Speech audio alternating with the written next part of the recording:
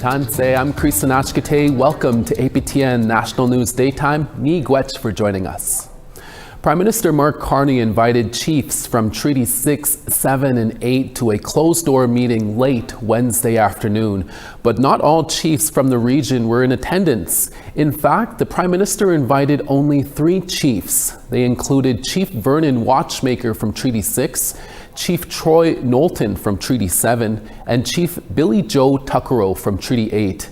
APTN Savannah Craig joins us live from the Special Chiefs Assembly in Ottawa to update us on this meeting. Tanse, Savannah, can you tell us what did the 3 chiefs discuss with Carney in this closed-door meeting? Well, Creason, this morning I had the chance to speak with Chief Vernon Watchmaker from Kehuen Cree First Nation, and he had told me that there were a few different issues on the table during this discussion with Prime Minister Mark Carney, one of them being the Natural Resources Transfer Agreement, another being the Act to Modernize Water Management, and another being the Memorandum of Understanding, or the MOU. In regards to the MOU, the chief told me that this was really frustrating for some of these chiefs. They felt that they didn't have a seat at the table, and this is what they truly want. They want meetings like this with Prime Minister Mark Carney. They want to discuss potential projects and partnership with the federal government. So this is essentially what the chief had relayed to me that was discussed in the meeting yesterday evening. And Savannah, what are some of the concerns for Chief Watchmaker with all of this? Yeah, well, Chief Watchmaker, he told me that himself and other chiefs in the region, rather, they feel that they don't have a seat at the table, and they are concerned that the provincial governments and the federal governments are moving forward and possibly going to benefit from large infrastructure projects, and that these nations won't be able to benefit from potential projects. Chief Watchmaker had told me that there are issues of housing in his community. There are social inequalities in his community, and he wants to know, with any potential projects on the table, can his nation benefit? Can his nation see a reduction in social inequalities by participating in these projects, by benefiting from these projects in any way? Carney, according to Chief Watchmaker, he told me that Carney has agreed to host future meetings, such as the one that he hosted yesterday evening with chiefs from Treaties 6, 7, and 8. But we will have to see if Prime Minister Mark Carney holds true on his promise. That's Savannah Craig reporting live in Ottawa from this week's AFN Assembly. She will have a full report for our evening newscast. Thank you, Savannah. Last Tuesday, Prime Minister Mark Carney addressed the Assembly of First Nations in Ottawa. His remarks followed the unanimous passing of an emergency resolution to support coastal First Nations. They have rejected the idea of a pipeline from Alberta to British Columbia's coast. Once again, here's Savannah Craig to show us how Carney was received at the AFN following discontent over the potential pipeline. As if First Nations rights can be wiped away with one federal provincial MOU. National Chief Cindy Woodhouse-Nippanak is talking about the Memorandum of Understanding signed between the federal government and Alberta. The MOU endorses constructing a new bitumen pipeline from Alberta to British Columbia's coast. It was difficult to watch BC and many First Nations excluded from these discussions, particularly on the Pacific coast. The issue was the top topic of discussion on the first day of the Special Chiefs Assembly in Ottawa, resulting in an emergency draft resolution. Affirming the Oil Tanker Moratorium Act and supporting coastal First Nations rejection of any proposed pipeline from Alberta to BC's northwest coast. Part of the resolution calls for an immediate withdrawal of the MOU. Last week, Alberta Premier Danielle Smith welcomed partners in Indigenous communities that attended the signing of the MOU. Chief Jim Boucher of the Mackay First Nation, Chris Sankey, former councillor of Laxqualam Band in British Columbia, Dave Lamouche, president of Métis Settlements General Council. She's referring to a handful of First Nations leaders in Alberta. I know there's a number of First Nations in Alberta that are supportive. There was no regional Alberta representative in attendance of the Special Chiefs meeting. The role has remained vacant since 2021. For the most part, in British Columbia, it's a resounding no. British Columbia Regional Chief Terry Teegee says the resolution that passed sends a strong message to governments. The answer is no. There are many British Columbia First Nations who are concerned about the north coast of British Columbia, but also along the route as well. There are many concerns.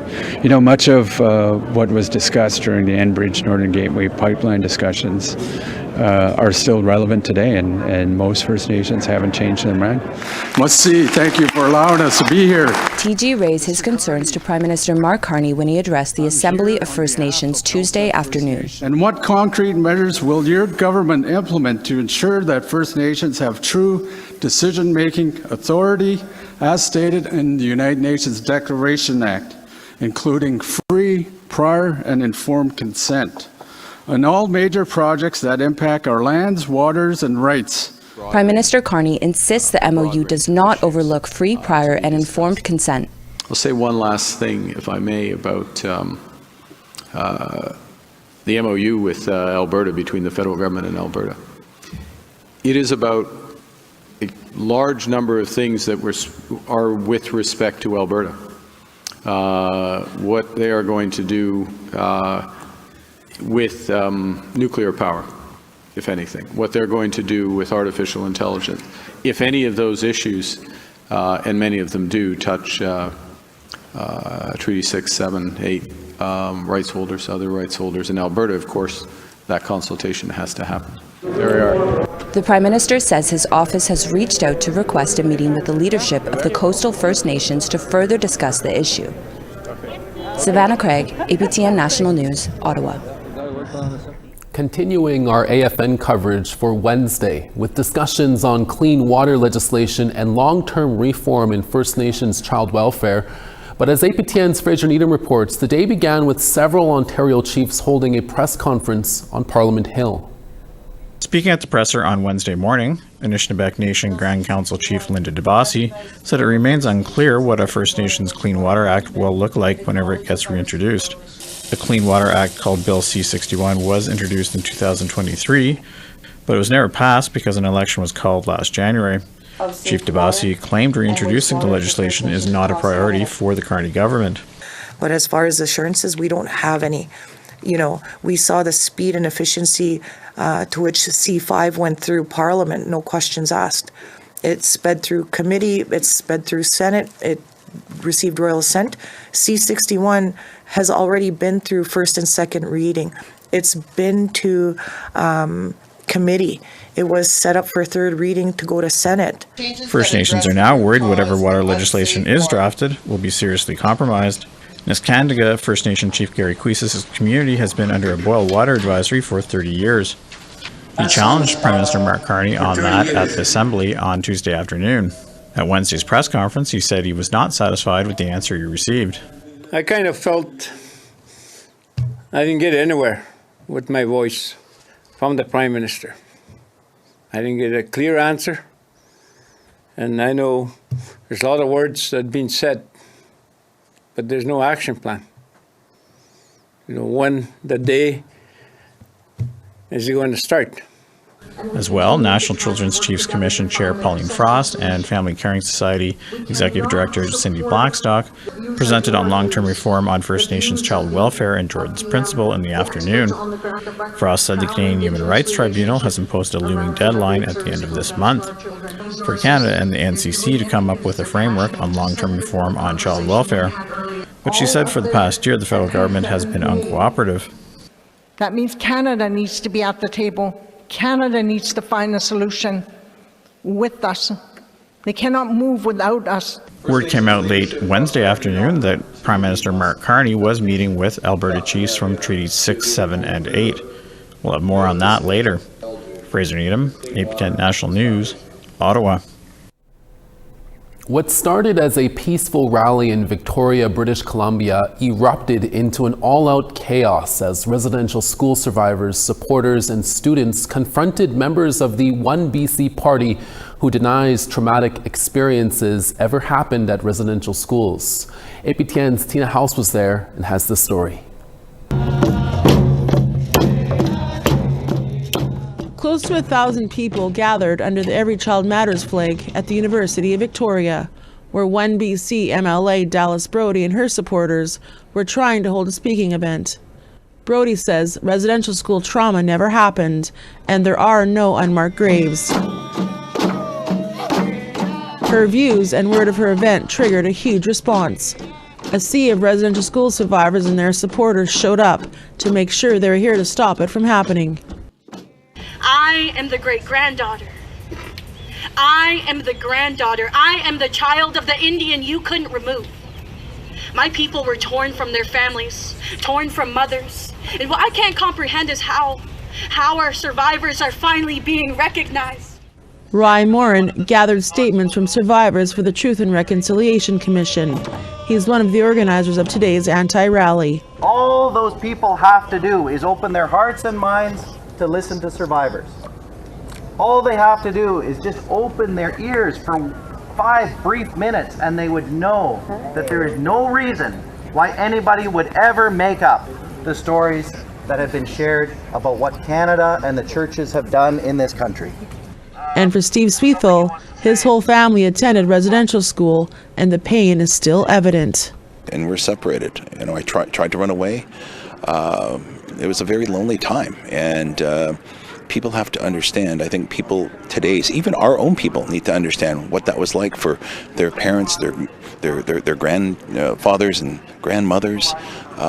So I think it's important that not to relive the pain and open up those wounds, but to just keep educating as much as we can, so we don't have these kind of groups that are forming politically to damage what the truth really is. And just steps away from the event, Dallas Brody and her supporters, including Francis Widowson, showed up, despite not being allowed onto campus by officials. According to One BC, Widowson was arrested for trespassing, but later released. Yes, she was arrested for doing nothing, for coming to have conversations. We caught up with One BC Party Chief of Staff Tim Thielman. He was just outside of the rally, and that's when it turned into chaos. This guy's gonna throw a fucking flashbang right there. You retard, right there. Okay. Right there. 2.5 years to be doing this. Get smashed. Go ahead, what? You smashed. Are you saying that all the residential school survivors are lying? I'm saying that there is no evidence that there was 215 children murdered in Kamloops, and anybody that says there is lying. It doesn't matter what color you are, it doesn't matter who your ancestors are. We have a society that has to be based on truth.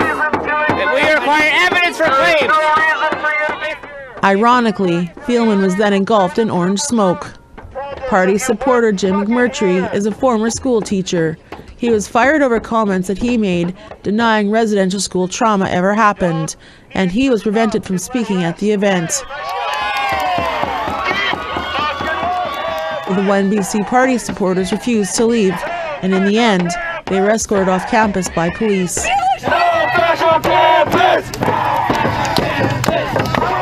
Tina House, APTN National News, Victoria.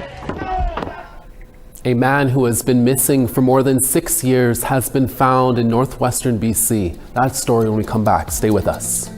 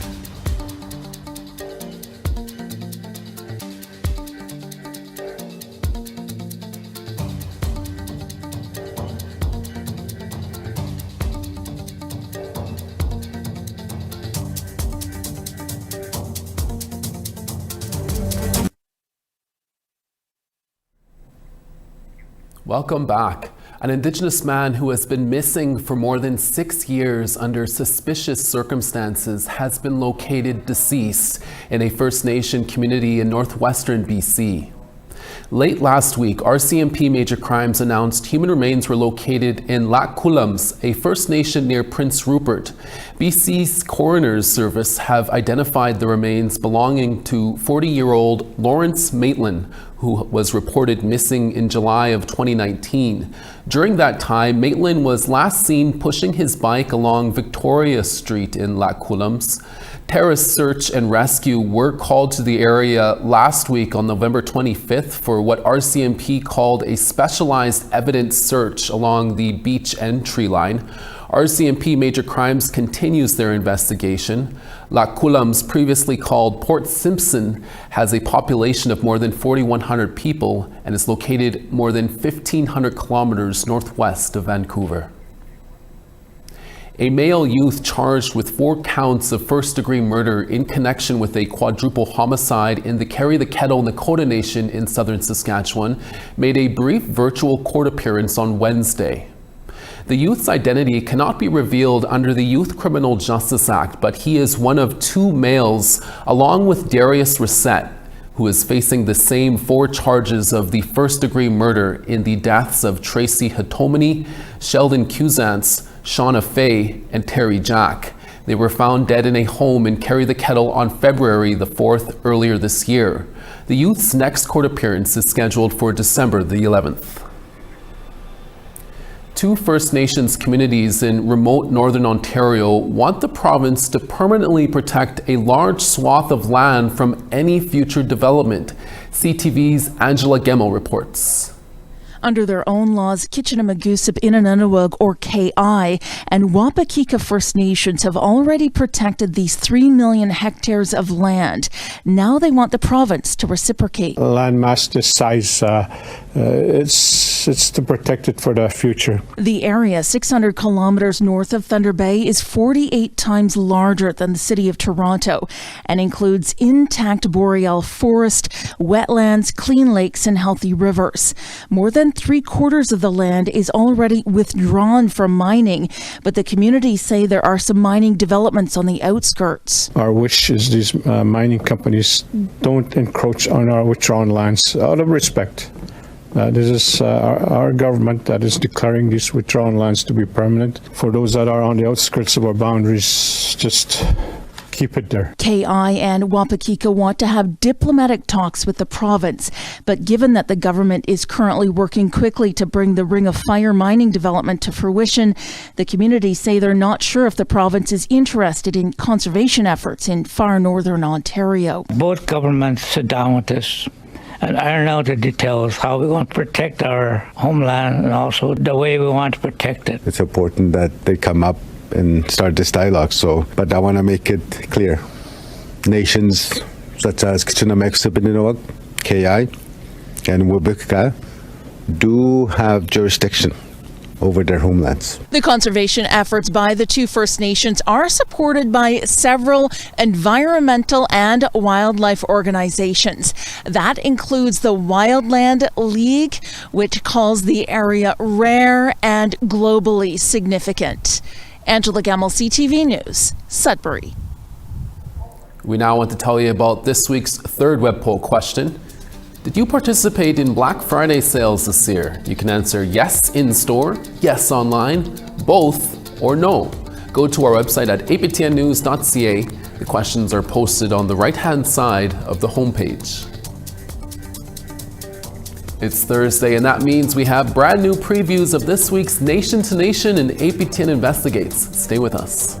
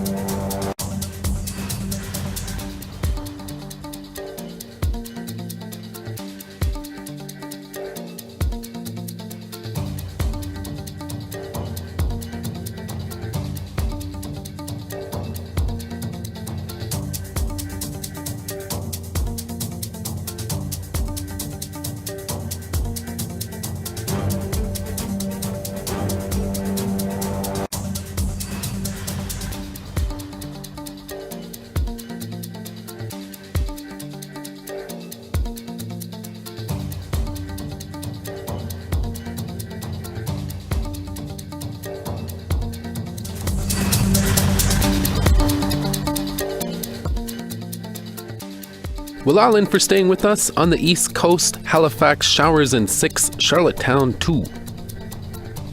Cartwright -9, Happy Valley Goose Bay -8.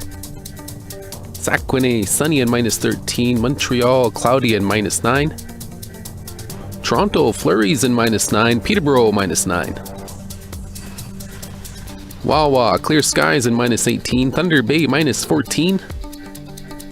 Churchill -29, Norway House -11. Sun's out in Winnipeg at -12, Princess Harbor -14. Regina partly cloudy and +1, Saskatoon -2. Buffalo Narrows -11, Meadow Lake -5. On the west, Peace River -17 and sunny, Fort McMurray sun's out -18. Calgary cloudy and -3, Lethbridge 0. 10 in Tofino and showers there, Vancouver cloudy as well at 7. Fort Nelson clear skies -19, Smithers 2. Old Crow -30 and -33 in Dawson and clear skies there. -24 in Wrigley, -24 in Wati. Tuktoyaktuk -22, Pulatuk -25. -23 in Chesterfield, Whale Cove -21 and sun's out there. And Arctic Bay -20, Aglulik -12. It's now time for our Nation to Nation host Karen Pugliese in Ottawa to give us a preview on tonight's AFN focused episode.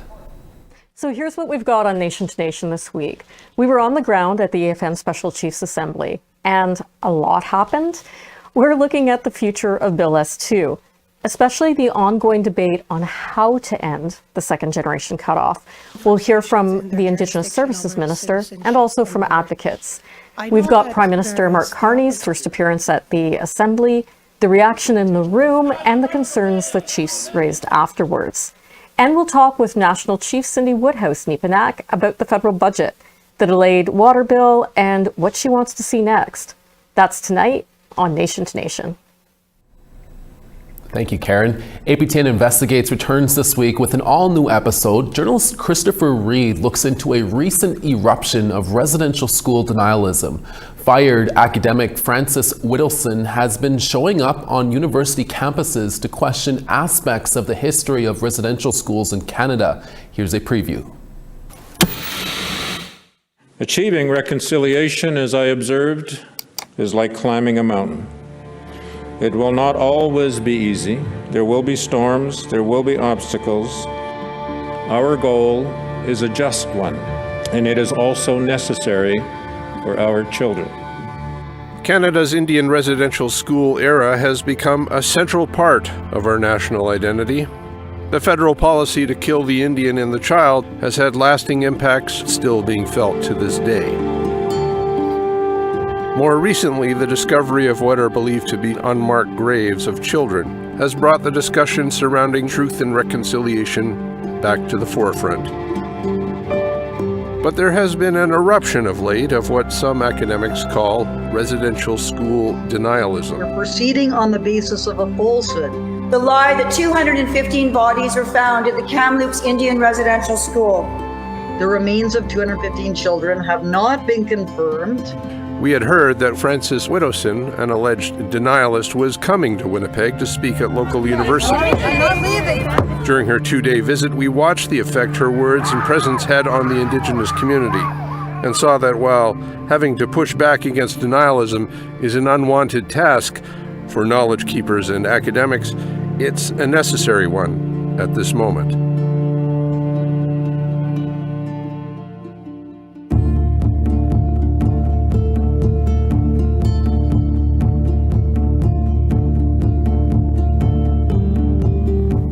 And you can catch APTN Investigates Dismantling Denialism airing this Saturday on APTN. And that's all the time we have for your daytime newscast. We're back again for your evening newscast in a few hours. Please join us then. Hi, thank you for watching, and we'll see you again next day.